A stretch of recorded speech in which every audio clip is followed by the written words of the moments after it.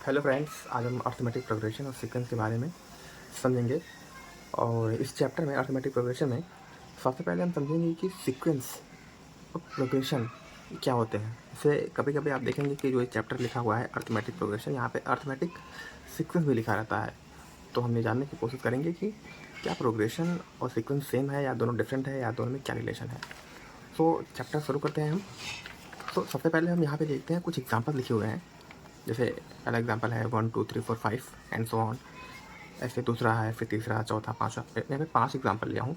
इस पाँचों एग्जाम्पल में हम हम 3 कॉन्सेप्ट पढ़ने जा रहे हैं अर्थमेटिक प्रोग्रेशन, सीक्वेंस और प्रोग्रेशन का, यहाँ पे हम तीनों कॉन्सेप्ट समझेंगे। ओके, तो सबसे पहले पहले एग्जाम्पल में देखते हैं। ये मुझे एक नेचुरल नंबर दिख रहा है, एक 1 2 3 4 5 ऐसे करके, और यहाँ पे भी ऐसा कुछ एक ऑर्डर में नंबर लिखा हुआ है, यहाँ पे भी, यहाँ पे भी, यहाँ पे भी। तो अगर हम देखें यहाँ पे कि क्या यहाँ पे कुछ ऐसा रूल फॉलो हो रहा है या कुछ ऐसा पैटर्न हमको दिख रहा है क्या, पहले वाले एग्जाम्पल में अगर हम देखें तो यहाँ पे 1 है, 1 के बाद 2 है, 2 के बाद 3 है। तो मुझे एक पैटर्न यहाँ पे दिख रहा है कि यहाँ पे +1 ऐड होता हुआ दिख रहा है ना, सब में +1 ऐड होता हुआ दिख रहा है। या उसको हम ऐसे बोल सकते हैं कि इन दोनों के बीच का जो डिफरेंस है 1 है। ठीक है, सेकेंड में देखें हम, तो यहाँ पे अगर हम देखें तो इसका डिफरेंस 8, इसका डिफरेंस 8, इसका डिफरेंस 8। तो यहाँ पे भी मुझे एक पैटर्न फॉलो होता हुआ दिख रहा है कि दो कॉन्जिक्यूटिव टर्म्स के बीच का दो कॉन्जिक्यूटिव टर्म्स के बीच का जो नंबर है वो कांस्टेंट है, सेम है। ओके, थर्ड में कुछ दिख रहा है हमको कॉमन। हाँ, क्या दिख रहा है? 2। सो थर्ड में 2 मतलब 2 है, जो कि 2 कॉन्जिक्यूटिव नंबर्स के बीच में आ रहा है। ओके, मतलब 2 कॉन्जिक्यूटिव टर्म्स के बीच का जो डिफरेंस है वो 2 है। ओके, अगर इस वाले नंबर ऑर्डर में देखें तो इसके बीच में कितना है डिफरेंस? 8 का, इसके बीच में 4, इसके बीच में 1, इसके बीच में 2। तो यहाँ पे कुछ ऐसा पैटर्न या कोई भी रूल फॉलो नहीं हो रहा है ना किसी तरीके का। यहाँ पे 1 है, दोनों के बीच का डिफरेंस। यहाँ पे क्या है? 2 है। यहाँ पे 3, यहाँ पे 4, यहाँ पे 5। सो यहाँ पे जो ये 4 एग्जाम्पल हैं उसमें 3 में तो एक पैटर्न या एक रूल ऐसा हमको दिख रहा है, चौथे में ऐसा कुछ भी नहीं दिख रहा है। लेकिन पाँचवें में हमको पैटर्न तो दिख रहा है, लेकिन दो टर्म्स के बीच का जो डिफरेंस है वो सेम नहीं है। यहाँ पे क्या है? यहाँ पे 1, यहाँ पे 2, यहाँ पे 3, यहाँ पे 4, यहाँ पे 5। तो हमको एक पैटर्न समझ में आ रहा है कि ये एक जैसे जैसे टर्म आगे बढ़ रहा है वैसे वैसे उसमें नेचुरल नंबर इंक्रीज़ करते जा रहे हैं। तो यहाँ पे हमको ये समझ में आ रहा है कि यहाँ पे कुछ पैटर्न फॉलो हो रहा है, लेकिन दो टर्म्स के बीच में जो डिफरेंस है वो सेम नहीं है। तो अब हम समझते हैं कि इसमें से सीक्वेंस कौन सा है, प्रोग्रेशन कौन सा है और अर्थमेटिक प्रोग्रेशन क्या है। सो अगर हम ये वाला 4th नंबर एग्जाम्पल देखे हैं तो ये हमारा एक क्या है? सीक्वेंस है। क्या है? सीक्वेंस। तो यहाँ से सीक्वेंस की डेफिनेशन निकल के आती है कि ऑर्डर लिस्ट ऑफ नंबर। अगर order list of number, order list of number, इसको हम क्या बोलते हैं? सीक्वेंस। मतलब अगर नंबर हो, अगर हम उसको ऑर्डर में लिख दें, ये ज़रूरी नहीं हो है कि वो इंक्रीजिंग ऑर्डर में हो या फिर डिक्रीजिंग ऑर्डर में हो, बस ऑर्डर में होना चाहिए, उसको हम बोलते हैं सीक्वेंस। लेकिन और यही सीक्वेंस अगर कोई, यही सीक्वेंस जो होता है, अगर सीक्वेंस एक रूल या कुछ ऐसा पैटर्न फॉलो करे तो वो हम क्या हो जाता है? प्रोग्रेशन। समझ में आया कि अगर सीक्वेंस जो क्या होता है कि सीक्वेंस नंबर का ऑर्डर लिस्ट होता है। अगर नंबर हमको दिए गए हैं कुछ नंबर, उसको हम ऑर्डर में लिख देते हैं। ये जरूरी नहीं है कि वो इंक्रीजिंग है या फिर डिक्रीजिंग है, बस ऑर्डर में लिखे होने चाहिए। और अगर सीक्वेंस को हम एक रूल या पैटर्न के थ्रू लिख दें, मतलब एक पैटर्न में दिया हुआ हमको कि पैटर्न फॉलो कर रहा है, जैसे एग्जाम्पल नंबर 5 में क्या दिख रहा है हमको? यहाँ पे एक पैटर्न हमको दिख रहा है, तो ये हमारा क्या हो जाता है? प्रोग्रेशन। इसको हम क्या बोलते हैं? प्रोग्रेशन। समझ में आया? अब हम चलते हैं एग्जाम्पल नंबर 1 3 2 पे, मतलब 1 2 3 पे। तो अब हम यहाँ से समझते हैं कि अगर किसी प्रोग्रेशन में रूल जो पैटर्न होता है ना, अगर वो कॉमन हो, मतलब जो दो कॉन्जिक्यूटिव टर्म्स के बीच का क्या है, टू कॉन्जिक्यूटिव टर्म्स के जो बीच का डिफरेंस है वो क्या हो जाए, कांस्टेंट या फिर सेम, तो वो हो जाता है हमारा अर्थमेटिक प्रोग्रेशन। तो यहाँ से डिफिनीशन हमको समझ में आती है कि जो सीक्वेंस है वो ऑर्डर लिस्ट ऑफ नंबर है। अगर यही ऑर्डर लिस्ट ऑफ नंबर एक रूल या पैटर्न फॉलो करता है, यही सीक्वेंस अगर एक पैटर्न फॉलो करता है तो हमारा प्रोग्रेशन हो जाता है। और जो पैटर्न या रूल है वो अगर जो दो कॉन्जिक्यूटिव टर्म्स के बीच अगर सेम पैटर्न फॉलो हो रहा है तो वो हमारा हो जाता है क्या, अर्थमेटिक प्रोग्रेशन। तो जैसा कि हम देख पा रहे हैं एग्जाम्पल नंबर फर्स्ट में, एग्जाम्पल नंबर सेकेंड में, एग्जाम्पल नंबर थर्ड में ये हमको दिखाई दे रहा है कि दो कॉन्जिक्यूटिव टर्म्स के बीच का जो डिफरेंस है वो सेम है या फिर कांस्टेंट है। ओके, समझ में आ गया। तो यहाँ से अगर हम कंक्लूज़न निकालें कि इन कंक्लूज़न क्या निकल के आता है कि इन तीनों में कुछ रिलेशन बनता हमको दिख रहा है क्या? हाँ, एक रिलेशन दिख रहा है ना। ओके, तो अगर हम कंक्लूज़न को समझें कि समझो अगर सपोज करो कि अपन एक ऐसा बाल्टी ले लें इस तरीके का, ठीक है, एक तरीके का बाल्टी या फिर कुछ ऐसा ले लें, तो अगर इसको अपन बोल दें क्या कि ये हमारा सीक्वेंस है, ठीक है, और इसी बाल्टी के अंदर, इसी सीक्वेंस के अंदर अगर एक हम छोटा सा ऐसा एक मग डाल दें और इसको हम बोल दें क्या कि ये एक प्रोग्रेशन है। ओके, अब इसी प्रोग्रेशन के अंदर एक और ऐसा वेरिएबल हम ऐड कर दें और उसको हम बोल दें कि अर्थमेटिक प्रोग्रेशन है। तो यहाँ से समझ में आता है हमको कि अगर इसको समझें तो इसमें सबसे बड़ा क्या हो जाएगा, सीक्वेंस। इसको हम क्या बोल सकते हैं कि समझो सीक्वेंस एक सबसे बड़ा सेट है, उसका सबसेट हो जाएगा प्रोग्रेशन। अब फिर इसका क्या हो जाएगा, अर्थमेटिक प्रोग्रेशन। तो यहाँ से एक रिलेशन समझ में हमको आ गया कि इसमें इस कॉन्सेप्ट में सबसे बड़ा क्या है, सीक्वेंस, फिर प्रोग्रेशन, फिर अर्थमेटिक प्रोग्रेशन। बड़ा वाला बाल्टी सीक्वेंस हो जाएगा, उसके अंदर छोटा बाल्टी वो प्रोग्रेशन, और उसके भी अंदर छोटा बाल्टी क्या हो जाएगा, अर्थमेटिक प्रोग्रेशन। ओके, तो समझ में आ गया। तो यहाँ से हम ये भी कह सकते हैं कि एवरी प्रोग्रेशन इज सीक्वेंस। तो every progression is a sequence but inverse may not true. Okay, every progression is a sequence but inverse may not true. तो यहाँ से हमको समझ में आता है कि जो सीक्वेंस है वो एक जनरल ऑर्डर नंबर है, लेकिन जो प्रोग्रेशन है वो रूल वाली सीक्वेंस है, उसमें एक पैटर्न फॉलो होता है।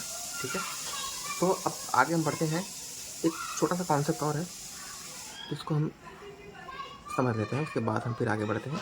सीरीज़ का, सीरीज़ क्या होता है, सीरीज़ होता है sum of terms of sequence, sum of terms of sequence. जैसे ये जो टर्म्स दिया गया है ना 1 2 3 4 5, ये एक क्या है, सीक्वेंस का टर्म दिया गया है। अगर इसी सीक्वेंस के टर्म को इसे क्या था 1 2 3 4 5, ये एक सीक्वेंस का टर्म दिया गया है। अगर इसी को हम इसी का हम सम कर दें, जैसे 1 2 3 4 5, तो इसी को हम क्या बोलते हैं, सीरीज। क्या, sum of terms of sequence, terms of sum of terms of sequence, इसको हम बोलते हैं सीरीज। ओके, तो हम नेक्स्ट कॉन्सेप्ट चलते हैं। जैसे यहाँ पे लिखा हुआ है, एग्जांपल है जैसे 2 4 6 8, तो इसमें हमको समझ में आ रहा है कि ये हमारा क्या है, एक अर्थमेटिक प्रोग्रेशन है। तो अगर यहाँ पे देखें, अगर इसको हम समझ लें कि हमारा फर्स्ट टर्म है, अब फर्स्ट टर्म को हम क्या बोल दें, ए, तो ये हमारा क्या हो जाएगा, second term. Okay, so second term ये आया कैसे, यहाँ से अगर फर्स्ट टर्म में हम 2 को ऐड कर दें तो ये हमारा सेकेंड टर्म आ जाएगा। मीन्स कि फर्स्ट टर्म में हम कुछ ऐड कर रहे हैं, यहाँ पे 4 आ गया। या तो उसको हम ऐसे बोल सकते हैं कि इन दोनों टर्म्स के बीच का जो डिफरेंस है वो 2 है, फिर इन दो टर्म्स के बीच का डिफरेंस 2 है, फिर ऐसे आगे भी इन दो टर्म्स के बीच का डिफरेंस 2 है। तो यहाँ से हमको समझ में आ रहा है कि जो कॉमन डिफरेंस है वो कितना है, 2 है। तो अगर हम कॉमन डिफरेंस को क्या बोल दें, डी, ये क्या है, कॉमन डिफरेंस। और इसको हम क्या बोल दें, फर्स्ट टर्म। ओके, ये फर्स्ट टर्म हो गया और ये कॉमन डिफरेंस हो गया। सो सेकेंड टर्म कैसे निकल के आएगा कि ये तो मान लो फर्स्ट टर्म हो गया, अगर इसमें मैं डी ऐड कर दूँ ये हमारा सेकेंड टर्म हो गया।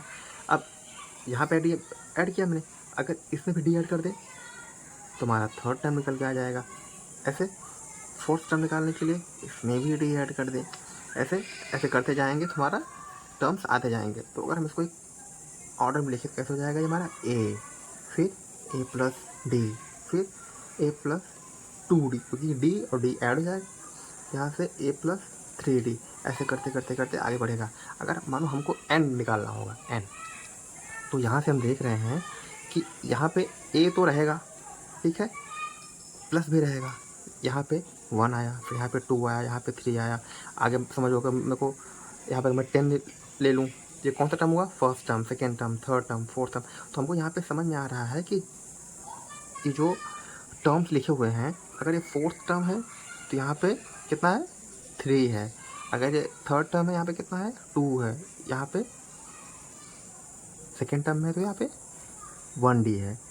तो ऐसे ही अगर हमको यहाँ पे अगर 100 टर्म निकालना होता तो हम क्या करते उसको 1 प्लस, क्योंकि 100 टर्म्स है तो इसको हम कर देते 99d। ऐसे यहाँ पे अगर हमको निकालना होता nth टर्म तो हम क्या करें n-1d। तो यहाँ से एक फार्मूला हमको निकल के आ गया। अगर हमको nth टर्म निकालना है तो उसका फार्मूला कितना हो जाएगा, a plus n-1 into D. ये nth टर्म निकालने का फार्मूला है कि अगर हमको कोई अर्थमेटिक प्रोग्रेशन दिया गया है, अगर उसमें हमको बोल दे कि nth टर्म निकालिए, और किसी भी अर्थमेटिक प्रोग्रेशन में, जैसे अगर मैं इसमें पूछूँ, इसमें सिर्फ अगर इतना लिखा रहे 2 4 6 8, अगर मैं इसमें पूछूँ कि nth टर्म कौन है, तो nth टर्म का मतलब होता है, nth टर्म का मतलब होता है लास्ट टर्म। ओके, तो यहाँ पे क्या है, ये 8 हमारा क्या है, लास्ट टर्म है। ओके, ये क्या है, लास्ट टर्म है। तो यहाँ से फार्मूला हम लिख देते हैं a plus n-1 into D, nth term. और अगर हमको इसी का सम निकालना रहे, क्या, सम का formula,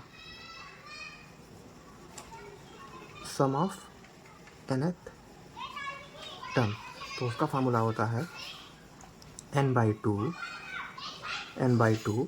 2a plus n-1 into D. ये हमारा nth टर्म का फार्मूला होता है। अगर इसी को हम थोड़ा सा अगर खोल दें तो इसको क्या हो जाएगा, a प्लस ये हो जाएगा ना n-1 इंटू डी।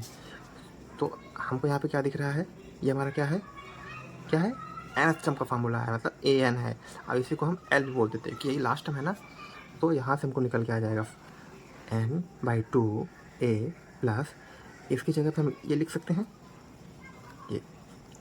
तो हमारा अगर हमको समझो कि सम ऑफ nth टर्म निकालने के लिए बोल रहा है, और सिर्फ एक फर्स्ट टर्म दिया रहेगा और लास्ट टर्म दिया रहेगा, तो हम ये फार्मूला यूज़ करेंगे। और अगर हमको डिफरेंस दिया रहेगा, फर्स्ट टर्म दिया रहेगा, तो हम ये वाला फार्मूला यूज़ करेंगे। ये है सम ऑफ nth टर्म का फार्मूला। ओके, यहाँ पे कुछ एग्जांपल दिए गए हैं। जैसे यहाँ पे हम देखते हैं, यहाँ पे दिया है AP, मतलब AP टर्म हमको निकालना है, PS टर्म, ठीक है। यहाँ पे MN, यहाँ पे M प्लस N, यहाँ पे M plus N plus P दिया गया है। तो इसको कैसे निकालेंगे हम, तो हमको पता है कि a plus n-1 into D, ये किसका है, इसका है। तो जहाँ पे n दिया गया है, अगर इसकी जगह पे p हो जाए तो जहाँ पे यहाँ पे ये रहेगा, तो यहाँ जो ये वाला n है, यहाँ पे p हो जाएगा, मतलब a plus p-1 into D. तो अगर ऐसा कुछ दिया रहेगा तो डरना नहीं है, यहाँ पे लिखना है a। अब यहाँ पे n था, यहाँ पे mn दिया है, तो कोई दिक्कत नहीं, यहाँ पे अपन लिख देंगे mn-1 इंटू डी। यहाँ पे क्या लिख देंगे, a plus m plus n-1 into D.